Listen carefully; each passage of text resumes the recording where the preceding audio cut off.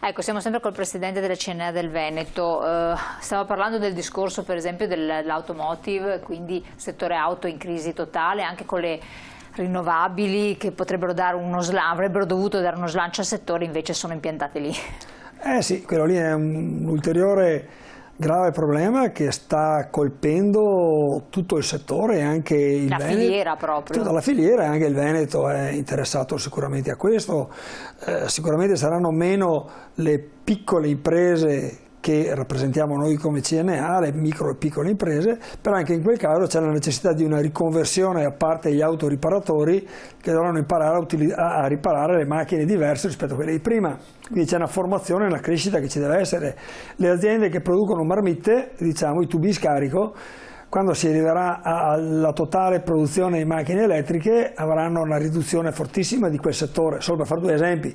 Quindi è tutto un settore anche in quel caso che deve avere un'evoluzione e deve essere sostenuto, perché un aggiornamento, un'evoluzione di questo tipo è difficile da sostenere, soprattutto per le piccole imprese. Chiaro. Quindi la vedo dura, insomma, anche in quel settore lì da un certo punto di vista. Per l'edilizia, lei che si occupa direttamente di edilizia, anche qui c'è uno stallo adesso.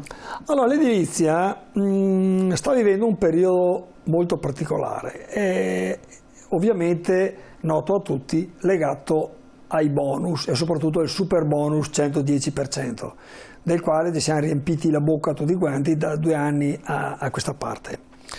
Ci sono 2 o 3 aspetti che è giusto rimarcare. Il primo, il 30 giugno scade diciamo, il primo taglio per le case unifamiliari o autonomamente utilizzabili cosiddette, ovvero la legge ha stabilito in sede di proroga a fine di quest'anno, per le case singole come dicevo, che il 30% dei lavori deve essere realizzato entro il 30 di giugno. Però c'è un problema.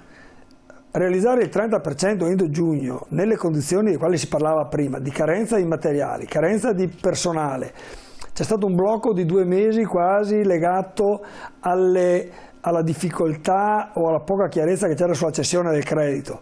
Chiaramente tanti lavori sono rimasti fermi, quindi sembra adesso dalle informazioni che si hanno, da quello che si legge anche sulla stampa e dai rapporti diretti intrattenuti, sembra che la scadenza del 30 giugno possa essere o prorogata o addirittura eliminata. Darebbe un minimo di respiro, diciamo, da questo punto di vista, perché altrimenti tanti rimangono col cerino in mano e non riusciranno o a completare l'intervento o a non avere il credito fiscale e quindi a sostenere direttamente l'onere per quel tipo di intervento. Questo è uno degli aspetti, diciamo.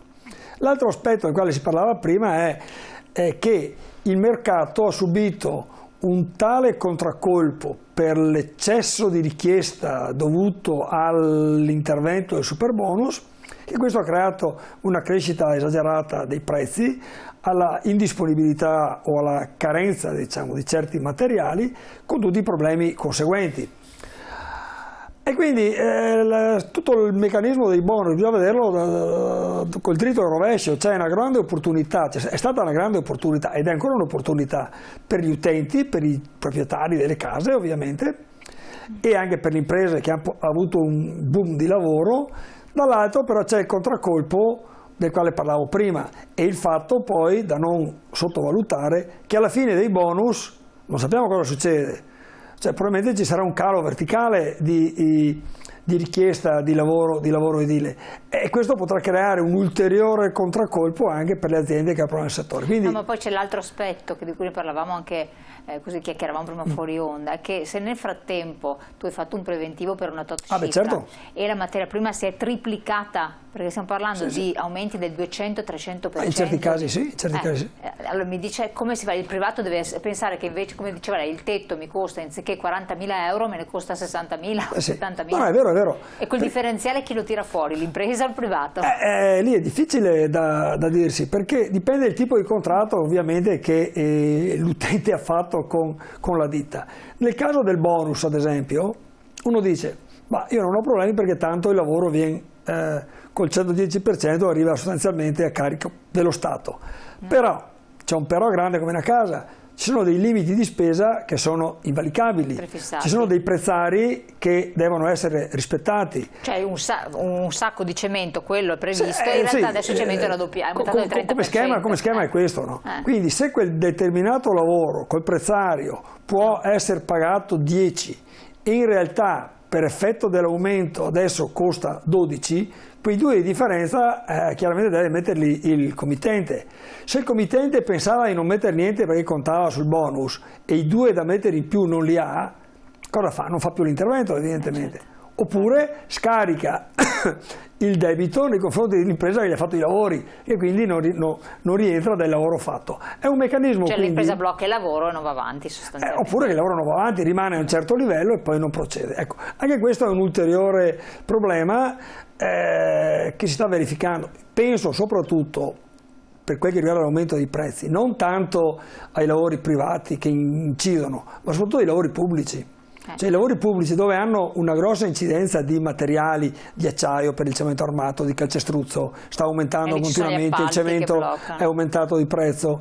Tutto l'insieme chiaramente fa sì che un lavoro che era appaltato dall'ente pubblico, dal comune, dalla provincia, dalla regione a un tot di prezzo, pur con gli aumenti possibili per i decreti che sono intervenuti, non può mai raggiungere effettivamente coprire gli aumenti che ci sono stati, quindi certi lavori non vengono realizzati. Ad esempio io sono della provincia di Belluno, c'è un grosso problema su tutti gli interventi per le Olimpiadi previsti sulle varianti stradali e lì non si sa come va a finire perché già erano in ritardo. Questo tipo di problema chiaramente può creare ulteriori ritardi, ulteriori problemi. Non è facile, veramente complicato gestire questa situazione. E poi parleremo dei fondi del PNRR. Certo. Vediamo il messaggio che era appena arrivato, non sono riuscita a leggerlo, se magari la regia me lo rimette in onda. Eccolo qua. Il Presidente ha ragione sui tempi da rispettare che sono impossibili perché mancano le manovalanze ma le materie. Si potrebbe fare molto ma come sempre c'è sempre un contrattempo. Bonus 110 buono per pochi. Infatti lei diceva, la sintesi è abbastanza corretta e mi sento di condividerla da questo punto di vista perché è così. Ma poi il problema è che effettivamente quelle imprese, dopo anche l'ANCE, l'associazione di categorie di costruttori, ma immagino anche poi CNA, quando si siano strutturati per cercare di sostenere in qualche modo quelle imprese serie che sono iscritte alla categoria, perché poi abbiamo visto quello che è successo, imprese che fantomatiche, E anche lì è un altro problema grosso, perché queste imprese si trovano ad avere 4-5 ordini per dei lavori e non hanno chi può portarli avanti, per cui a pizzico e bocconi vanno avanti con l'altra, con la terza, cioè una volta vanno avanti da una parte, una volta un giorno dall'altra. Cioè io vedo delle case che sono ferme con queste impalcature non so, da un anno. Anche questo è effettivamente un problema. L'avvento del super bonus ha fatto nascere una miriade di operatori del settore dell'edilizia, una miriade di imprese nate dall'oggi al domani. Purtroppo, e questo ci tengo a dirlo e a ribadirlo, manca una legge per l'accesso alla professione di impresario, di imprenditore, di operatore dell'edilizia. Soprattutto in certi settori, perché non c'è proprio cioè uno apre la partita IVA e può mettersi a fare qualsiasi tipo di lavoro nel settore dell'edilizia. Questa è una carenza notevole, noi l'abbiamo chiesta più volte come associazione, è da anni che ci sono delle proposte di legge dormienti in Parlamento che ancora non hanno avuto esito.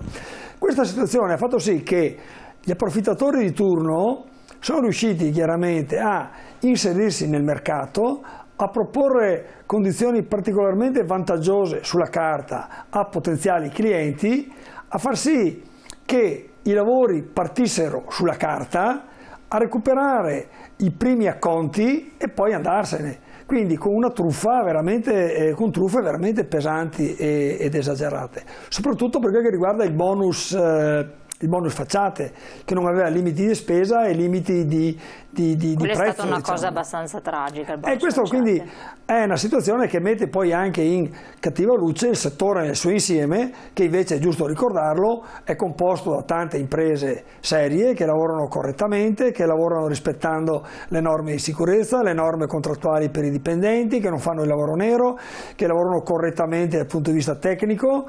E queste sono quelle che portano avanti, diciamo, il settore porta avanti l'Italia nella maniera corretta. Il super bonus e questa situazione, diciamo, di droga del mercato ha creato delle distorsioni veramente pesanti e le abbiamo viste, cioè ne abbiamo notizia perché l'abbiamo visto detto dal ministro Franco, dal Presidente del Consiglio, ci sono notizie di indagini in corso anche qua nel Veneto, in città, una uguale all'altra, in condomini, cioè la situazione veramente è stata gestita male e come al solito c'è sempre chi vuole approfittarne in maniera irregolare, quindi su questo... Comunque 10 anni di tempo per effettuare tutti i controlli, vero? Per cui sì, beh, c'è parecchio, certo. C'è parecchio. Sì, perché tempo però è anche una tragedia, perché una persona magari ordina tutto, firma, e poi si accorge che devono fare, tra 7 anni viene fatta una verifica per vedere se c'era il miglioramento del 30%, e si scopre qualcosa che non c'è, quindi tutti i soldi li devi la cosa è molto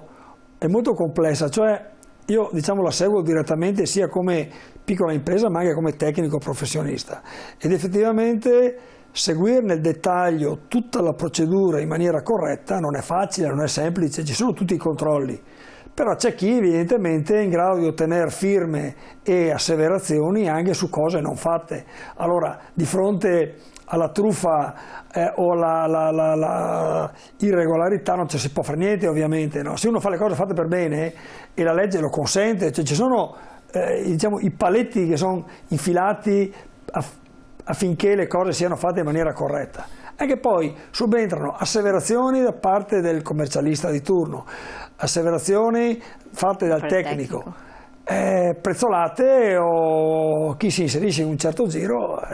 Ma il privato cittadino è a contezza di questo? A volte no? Può darsi. A volte no, io penso al condominio, spesso e volentieri no, perché di solito succedeva così: arriva un general contractor che si presenta ai condomini dicendo faccio tutto io, mi occupo io di tutto, voi, per voi è sufficiente, mettiate una firma in una bozza di contratto e ci occupiamo di tutto quanto noi. In realtà poi sotto c'erano delle truffe colossali, queste sono state verificate in più di un'occasione. Insomma. Esiste una linea aperta al pubblico per lamentarsi, per lamentele sui lavori fatti da artigiani non competenti senza passare dai tribunali? Grazie. Questo è diciamo interessante, questo è interessante. Sì, beh, c'è la mediazione, c'è la mediazione, uno può fare ricorso alla mediazione prima però di arrivare... non c'è un ordine professionale effettivamente. No, beh, e lì ci sono i percorsi che uno può sostenere, diciamo, no? Perché l'irregolarità in un lavoro parte... C'è un aspetto tecnico del progettista, c'è il direttore dei lavori, c'è l'esecutore, sono tante le figure chiaramente, e se una cosa viene fatta male la colpa o la responsabilità può essere di tutti, non solo di una di queste figure. Certo, quindi è un po' più difficile. Ma questo è legato a quello che dicevo prima io, cioè il fatto che non ci sia una regolamentazione all'accesso all'attività di impresa edile determina il fatto che ci siano operatori non qualificati che si inventano la sera alla mattina e vogliono saltare sull'onda sfruttando al massimo quello che è possibile sfruttare, e questa è una grossa carenza normativa che abbiamo, perché è normato tutto, per questo settore in particolare no, e quindi lo chiediamo. Allora, torniamo su questi temi, dobbiamo parlare anche, come avevo accennato all'inizio, dell'agroalimentare e non soltanto, perché i dati dell'osservatorio e anche Istat sono chiari. Pubblicità, pochi secondi.